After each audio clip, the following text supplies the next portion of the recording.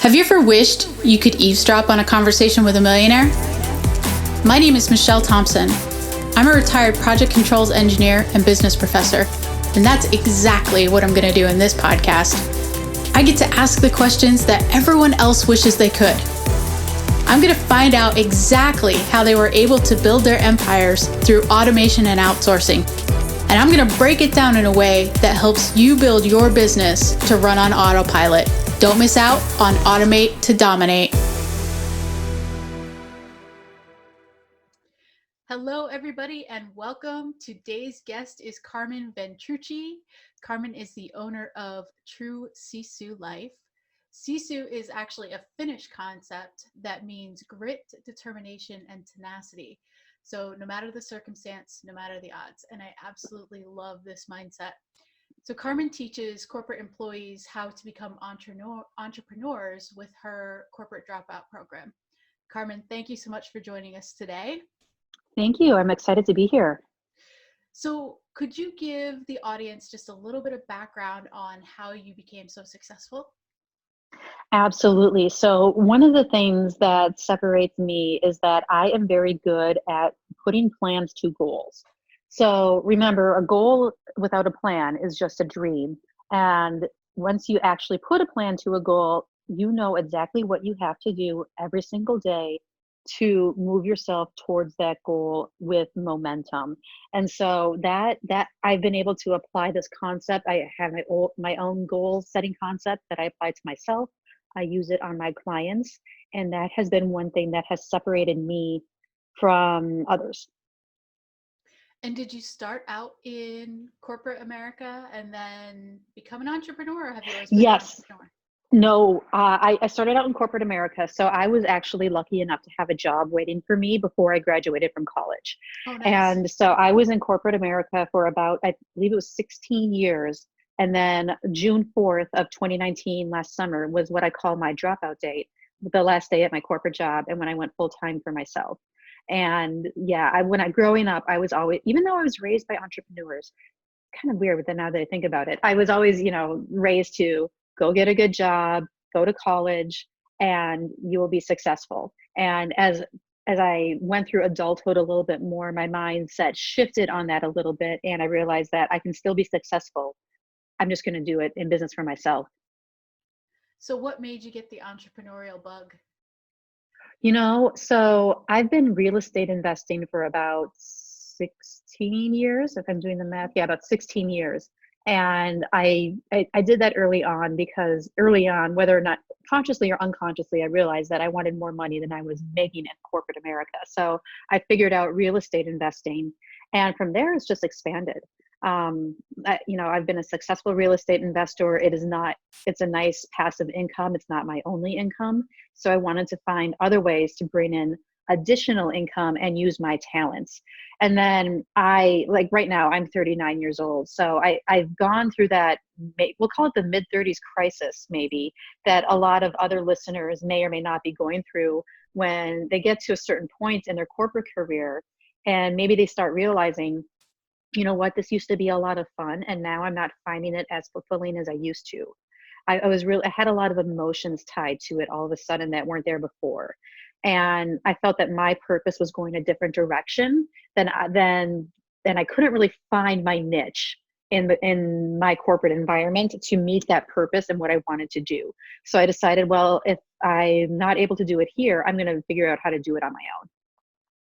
That's awesome. Good for you to have the guts to do that. That's a Sisu mentality, right? Yes, absolutely. So how'd you come across Sisu? So we are Finnish on my mom's side, actually. And so it is a Finnish concept. So we were raised just knowing what that word is and what that word meant. I only know like 3 words in Finnish. Sisu is one of them. The other one I'm not going to say now because it's a swear word. So we were just raised with that mentality. And then I know you and I shared with you that my sister last year, almost a year ago, had just a horrific stroke. And that word kind of came back into our lexicon basically to describe her. I mean, she's doing well. She survived the stroke. It was a really big one. And the recovery for her is definitely a marathon instead of a sprint, and she's still getting a little bit better every day. So that word really, I formed my company shortly after my sister's stroke, and that word just had to be in it. That's our brand, not only my brand, my family's brand. It is Sisu, because we are those kind of people where we are just going to overcome no matter the obstacle, no matter the odds. And we understand that we need that characteristic to get through life. Yeah. And that's so incredibly important. I know we've chatted a little bit. I have a little bit of a similar story to your sister's. I got luckier than your sister. My stroke wasn't as bad, but that, it's interesting when you sit down in front of a doctor and they're like, this is it. It's not going to get any better. And you're like, no, Yeah. it will. I refuse to give up. And so just having that mentality, and it completely transfers over into the entrepreneurial life, right? Because it's not an easy journey. Like you hit, a ton of walls, and it's just the obstacle is the way is like one of my favorite books, right? Because it's, your answer is there. You just haven't figured it out yet. And it's that mentality of we can't give up, that grit, that determination. Every day we're gonna, find the answer. So that is awesome. Thank you so much for sharing that word for us. Hopefully we can start a little Sisu culture. That'd be great. Yes.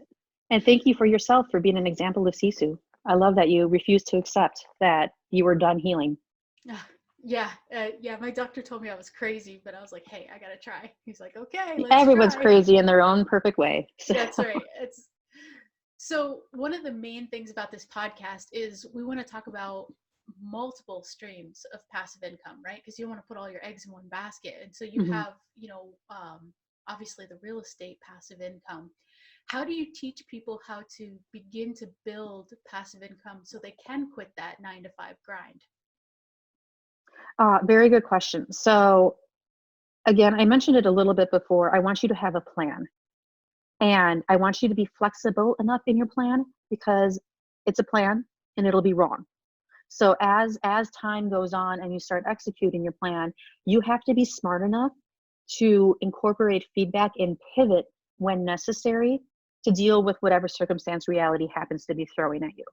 And so that's really what I teach people is write it down. First of all, write everything down, because there's a study out there by a professor from Dominican University in California. You are 42% more likely to achieve your goal if you write it down. Oh, wow. And don't put it in your phone. Don't put it in your phone. Write it on paper and put it where you can see it. So absolutely, if it's as simple as writing it down, then write it down. So yes, put together the plan and be willing to accept the changes that you need to make, and give yourself permission to pivot, because you will have to. And it doesn't mean you're a failure. It doesn't mean you're stupid. It means that you're human and you're wise enough to accept the fact you need to change. And I think being willing to pivot is maybe sometimes some of the hardest parts, right? Because we like latch onto it and we're going to make this work, and it's right. But being able to look and say, hey, you know what, maybe I thought that's what the market wanted, but they didn't, and we just have to turn it just 15 degrees and boom, you hit your target market. Exactly.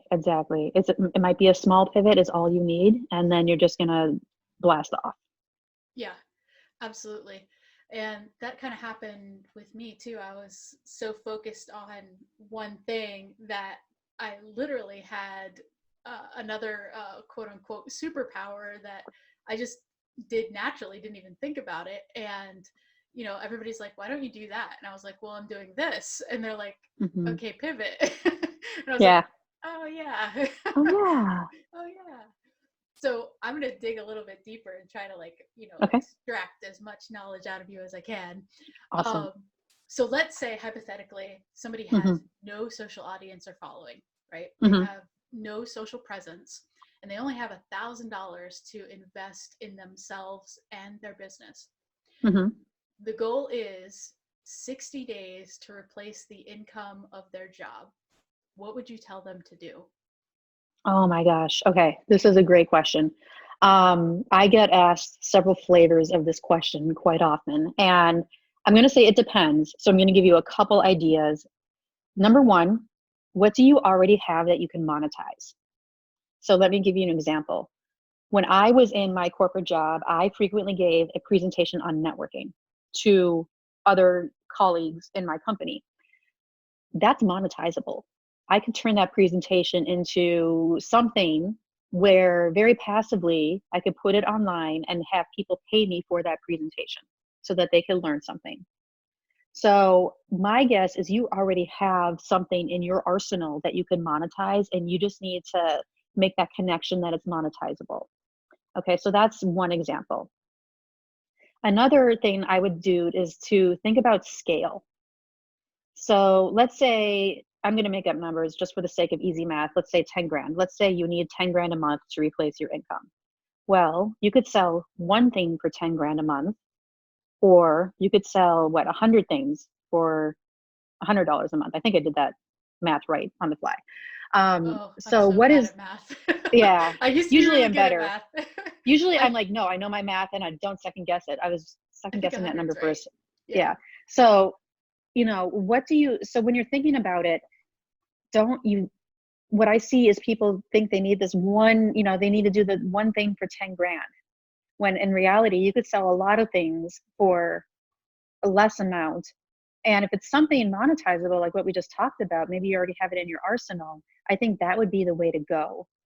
So focus on what you already know and what you already have.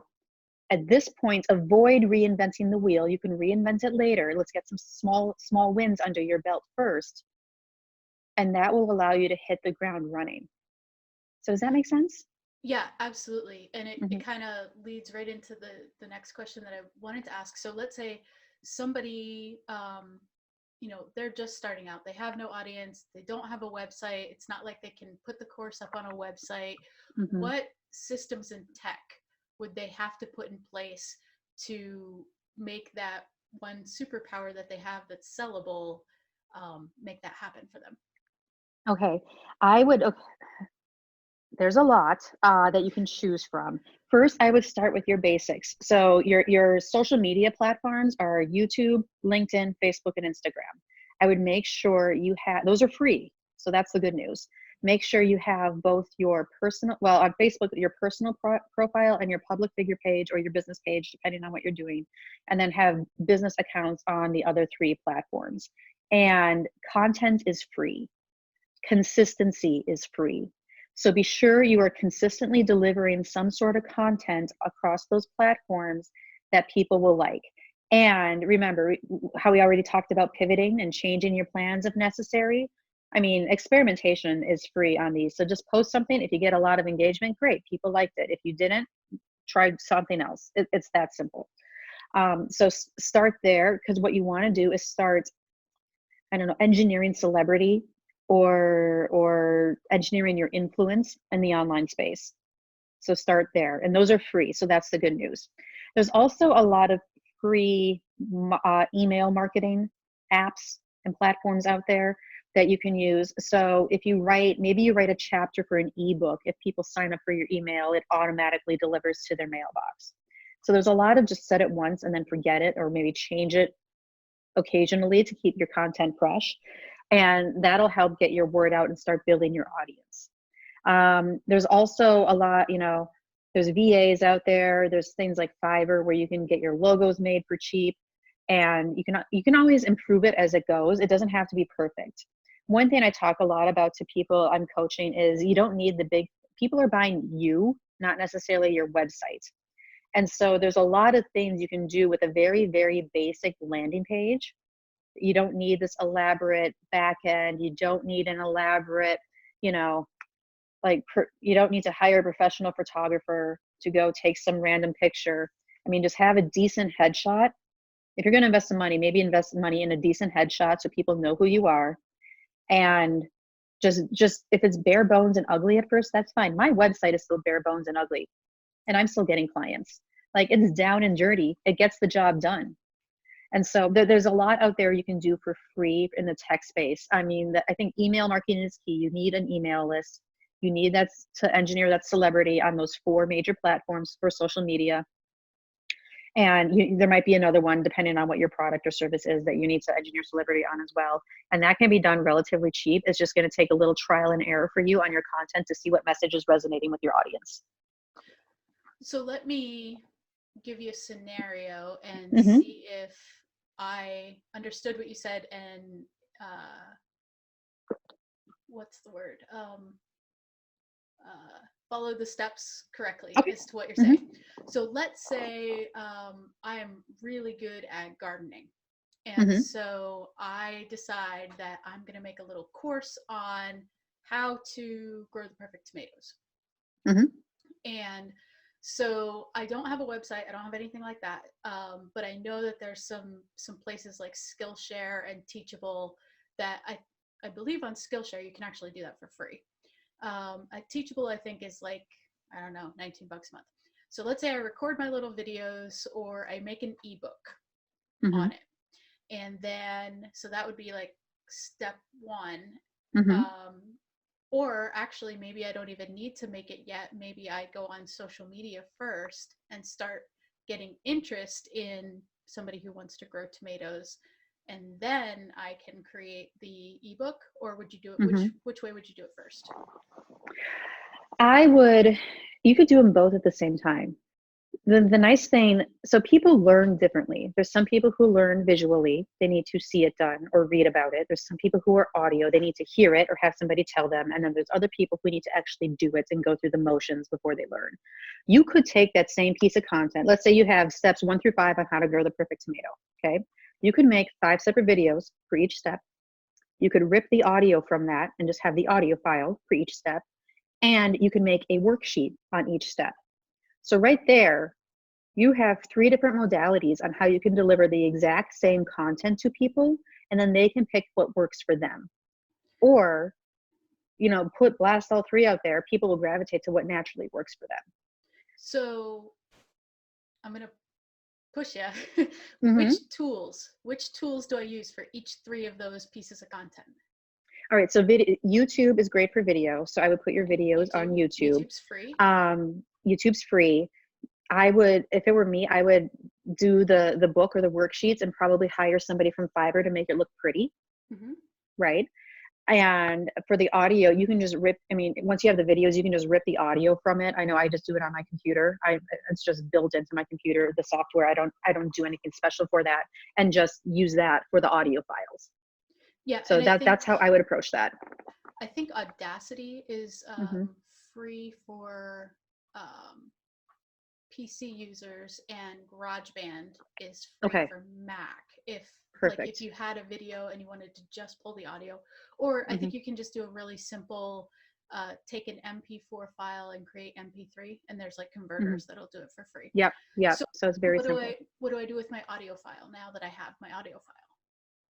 So you could take your audio file, you could do a couple things. If you don't have a website, what I would do, I would just set it up so it emails to people and then it's in their email. Okay. And once you get their email list, again, you can set this up in your email marketing software. MailChimp is one for an example. MailChimp is a great one to start with for free. Yes. That's what I started with now. That's what I started with. And it just automatically emails. So once they buy your course, or if this is a piece of free content that they get for subscribing to a list, it just automatically goes.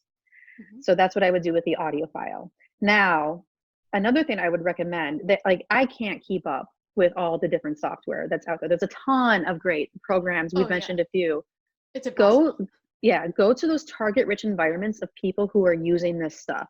So find those entrepreneurial groups on Facebook. Join them, or if you're really into, I'm sure there's groups for people who love making videos. Join those groups and post, hey, I need to do this, what tools do you guys recommend? And the people, your village in those groups will just come through for you and probably tell you more than what you need to know in order for you to make a decision on what might be best for you. That's usually what I do when I need to find a new tool. Sometimes there's tools I don't even know I need yet, that I'm like, hey, this is what I'm trying to do. Does something exist? And people are like, yeah, try that and see which one you like the best. Yeah. And it's amazing how when you ask for help and you're nice about it, not, Mm-hmm. like, Yeah. oh, everybody give me a free handout. It's amazing how many people will come and actually help you. It's really, really encouraging just once you get into those communities like you were talking about.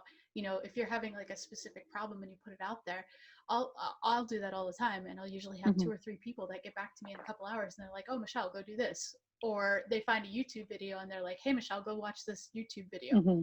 That's another Yep. huge resource. When I started my podcast, I had absolutely no idea about audio and how do you split tracks and Mm-hmm. all this stuff, and so I YouTubed it. I was like, Mm-hmm. okay, how do I learn how to do this? And YouTube is an amazing place to learn all kinds of things for free that you can implement in your business. The other thing that I wanted to bring up, you brought up a really good point about sending something on somebody's email. If you don't have a website yet, Mm-hmm. MailChimp has a way to create like a landing page like inside of MailChimp. And if you don't know what a landing page is, it's basically just something where you collect somebody's email address, and then you have their information, so you can keep getting them information about how to have the perfect garden. Because maybe once you're done with your tomatoes, then you talk about, I don't know, zucchinis. I'm not the best person. That probably was a bad example. But and then what you would do is maybe go back to your Facebook and say, hey, here's the top 10 tips on how to grow perfect tomatoes, and then you put the link to the MailChimp thing where they have to put their email in, and that way you've captured their email, and then down the road you can start to monetize it. Mm-hmm. Because right now everything we've talked about is getting a social audience and getting a following, but we haven't really monetized anything, right? Not yet. Mm-hmm. So how would you pivot Mm-hmm. to monetizing it? Awesome. So there's a couple ways you can do it. So you have your email list. You can absolutely email offers to people and make offers that way. Excuse me. So that's number one. Number two, start your own Facebook group and invite people. You can get a lot of organic leads that way through Facebook. So start your, the perfect tomato group or the perfect gardening group, and invite people. DMs are a great way to invite people to your group, and you can make offers inside that group. Now, when you say DM, you mean direct message, right? Direct message, yes. To through Messenger, Facebook Messenger? Yes, okay. Through Facebook Messenger. So I personally have my own Facebook group, and that's one of the ways I find a lot of great people to join the group. Is I see them post something on Facebook, it makes me think, hey, they would be a good person for this. I will direct message them, send a link to my group, and invite them to join. It's free to join. It's just you're inviting them to be part of your community. And once they're in your community, you can occasionally make offers. I wouldn't say you need to give them some value as well. You can't just be pitching offers all the time. They will stop listening. Right. And occasionally you can make an offer and find one, because it's great, because then you've established rapport with them. They are part of your group. They know what to expect from you. They know, like, and trust you. You have the rapport. Go ahead and make an occasional offer.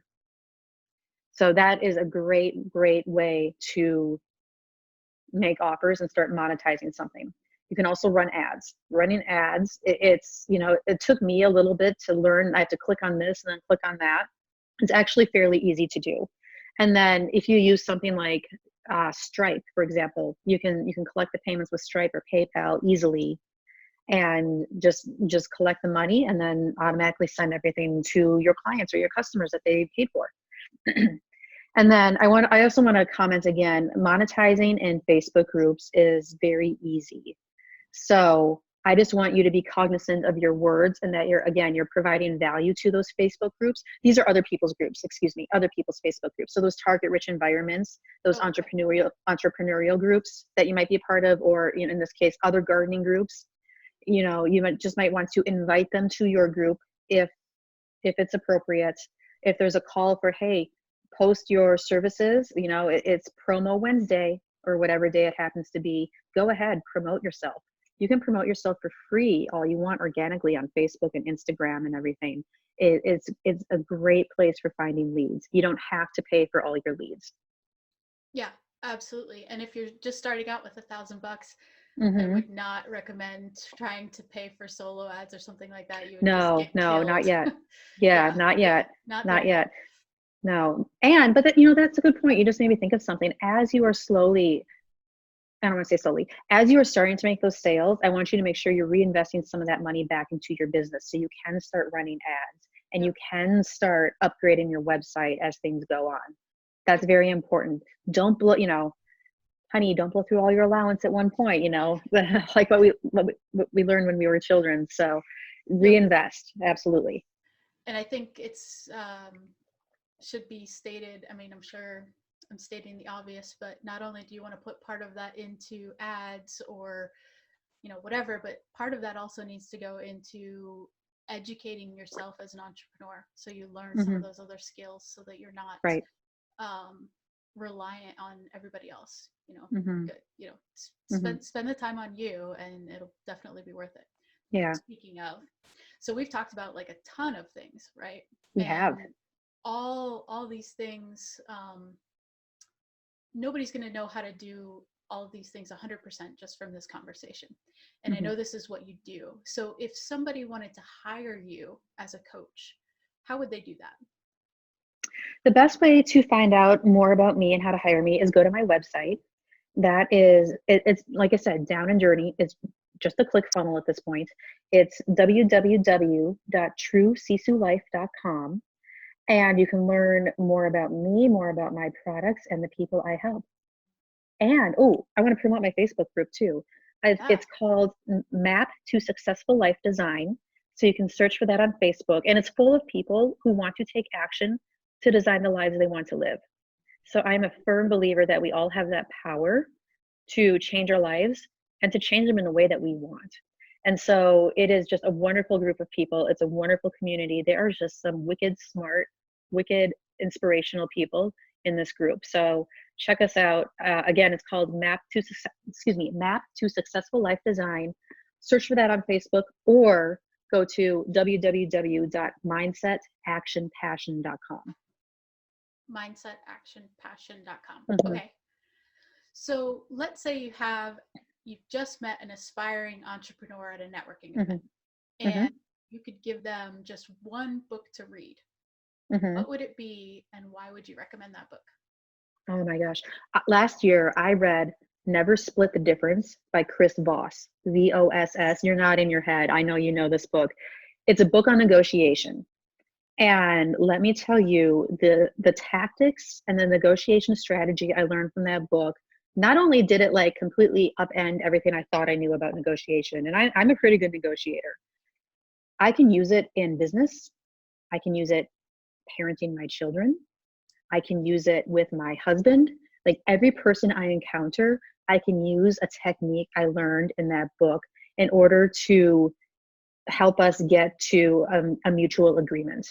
And I know a lot of people hear the word negotiation and they're like, ooh, those slimy sales tactics. That's not what it is at all. Not at all. I listened to the book on Audible. It was wonderful. I'm actually going to go buy it because I have the physical book because it was that good. Things like mirroring and mimicking techniques, even things like the tone of your voice. So you get a better rapport if you use your late night FM DJ voice with people. And so just, the best read I had of 2019 by far. Nice. That is a great recommendation. Absolutely. So if you could put anything on a billboard, just once, what would it be? Anything on a billboard? That's a good question. Okay, so I have 6 kids. My husband, myself, and all 6 kids do Taekwondo. And they take awesome, like every sports seasons for kids, they always take the team picture and everything. They take the best pictures because they let us pose with weapons. So I have a picture of me and my husband and the kids, and like my 3-year-old is holding nunchucks, my twin boys are holding swords, and they pose you like in superhero poses. So it's kind of like we're superheroes in this Taekwondo picture in our uniforms with our belts and these weapons, and it is the best picture ever. I would put that on a billboard because that would stop traffic. Like there would be an accident right under that billboard 24/7. Exactly. So what slogan would you put on there? Oh my goodness. Badasses raising badasses. There you go. So that's what I would put. See, I think it needs to be a t-shirt. Hey, I should make that into a t-shirt. That's a great idea. Make that into a t-shirt. Have a coffee mug every morning. So there you go. Awesome. Well, Carmen, thank you so very much for your time today. You have just given us like an amazing amount of value in a very, very short amount of time. And I just want to remind everybody one more time to, you can catch up with Carmen on our Facebook group, but then also our website. And I want to spell it for you guys, just in case you don't know how to spell Sisu. So it's www.truesisullife.com. So thank you so much, Carmen, and we will see you guys next time. Thank you for tuning in to the Automate to Dominate podcast at www.awesomeoutsourcing.com/podcast. My name is Michelle Thompson.